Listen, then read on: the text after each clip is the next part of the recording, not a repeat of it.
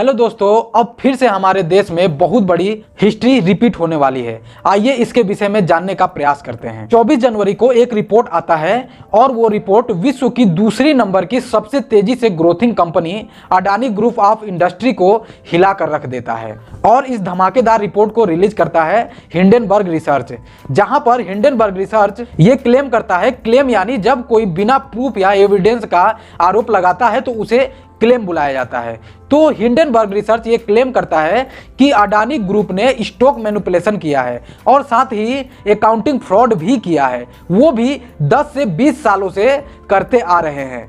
Hindenburg research का कहना है कि वो लगातार 2 सालों से ये रिसर्च कर रहा था कि आखिर मात्र 3 सालों में 8,15,000 करोड़ की ग्रोथ करके दुनिया की दूसरी नंबर की सबसे तेजी से ग्रोथिंग कंपनी कैसे बन गई। ये एक सोचने वाला विषय था, इसलिए हिंडनबर्ग रिसर्च ने इस पे इन्वेस्टिगेशन अपना शुरू किया। इस पर हिंडनबर्ग रिसर्च ने अडानी ग्रुप के लिए किस प्रकार का रिसर्च किया है इसके बारे में जानेंगे।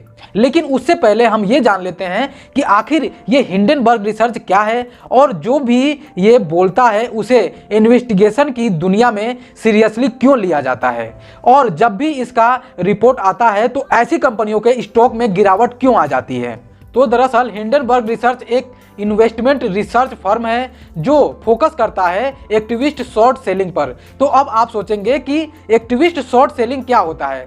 तो एक्टिविस्ट शॉर्ट सेलिंग एक प्रकार का प्रैक्टिस है जहां पर कोई इन्वेस्टर किसी एसेट से शॉर्ट पोजीशन लेता है या उसमें शॉर्ट सेलिंग करता है और उसके बाद उस कंपनी या उस एसेट से रिलेटेड निगेटिव इंफॉर्मेशन पब्लिश करके उसको टारगेट भी करता है। यानी ऐसे कंडीशन में अगर स्टॉक का प्राइस या उस एसेट का प्राइस जितना नीचे जाएगा ये शॉर्ट सेलर उतना ही पैसे बनाएगा। और जनरली ऐसे जो एक्टिविस्ट सेलर होते हैं वो ये बोलते हैं कि वो अपने एक्टिविटीज के जरिए पब्लिक अवेयरनेस क्रिएट करते हैं किसी कॉर्पोरेट फ्रॉड या मैनिपुलेशन के जरिए। और हिंडनबर्ग रिसर्च भी अपने आप को एक ऐसा ही प्लेटफॉर्म बताता है। हिंडनबर्ग रिसर्च को नीथन एडरसन ने बनाया था। उन्होंने अपनी कंपनी का नाम हिंडनबर्ग रिसर्च क्यों रखा, इसके पीछे भी एक बहुत बड़ा कारण है। आइए जानते हैं। 1937 में जर्मनी का एक पैसेंजर एयरशिप LZ-129 हिंडनबर्ग आग पकड़ के पूरी तरह से डिस्ट्रॉय हो जाता है, जिसमें 35 लोगों की मौत हो जाती है। और ये एक्सीडेंट हिस्ट्री बुक में हिंडनबर्ग डिजास्टर के नाम से बुलाया जाता है, क्योंकि उनका ये मानना है कि ये डिजास्टर लोगों की लापरवाही से हुआ था, जिसको कुछ प्रिकॉशन की मदद से आसानी से रोका जा सकता था। तो इसी के बेसिस पे नेथन एडरसन ने इस कंपनी का नाम हिंडनबर्ग रिसर्च रखा हुआ है, जिसमें वो कॉर्पोरेट फ्रॉड को पब्लिक में अपने रिसर्च के जरिए पब्लिश करते हैं और उसे वो अपने वेबसाइट के जरिए लोगों तक पहुंचाते हैं। और ये उनका अडानी ग्रुप के लिए पहला रिसर्च नहीं है। इससे पहले वो Nikola, Clover Health, Candy, Lordstown Motors और टेक्नो ग्लासेस जैसी कई सारी कंपनियों के ऊपर अपना रिसर्च रिपोर्ट पब्लिक किया है, जिसमें इन कंपनियों के फ्रॉड का उससे देश को और इन कंपनियों में अपना पैसा लगाने वाले लोगों को किस प्रकार का नुकसान होने वाला है उसके बारे में जागरूकता फैलाया है।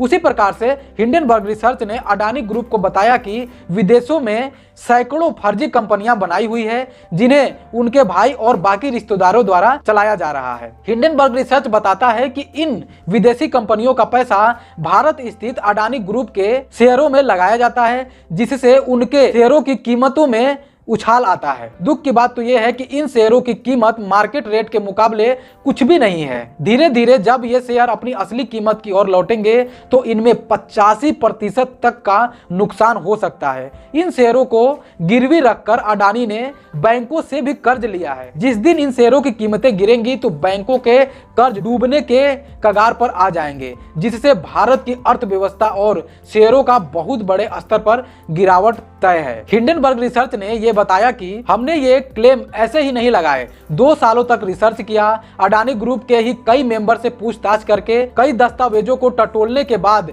ये रिपोर्ट पेश किया है। इस रिपोर्ट के पेश करते ही अडानी ग्रुप के शेयर में अब तक लगभग 4 लाख करोड़ का गिरावट आ गया है। इसके बाद अडानी ग्रुप ने इस रिपोर्ट को बेबुनियादी और बिना किसी प्रूफ का बताते हुए कहा कि इस बेबुनियादी रिसर्च से हमारे शेयर धारकों और निवेशकों पर विपरीत असर पड़ा है। भारतीय शेयर बाजार में रिपोर्ट के जरिए जो उतार चढ़ाव आया है वे काफी चिंताजनक की बात है। हम हिंडनबर्ग रिसर्च के खिलाफ अमेरिकी और भारतीय कानून के तहत निपटने और दंडात्मक कार्यवाही पर विचार कर रहे हैं। उसके बाद हिंडनबर्ग रिसर्च ने पलटवार करते हुए अपना स्टेटमेंट जारी कर कहा कि हमारी रिपोर्ट आए हुए 36 घंटे हो गए, लेकिन अडानी ने एक भी गंभीर मुद्दे पर जवाब नहीं दिया।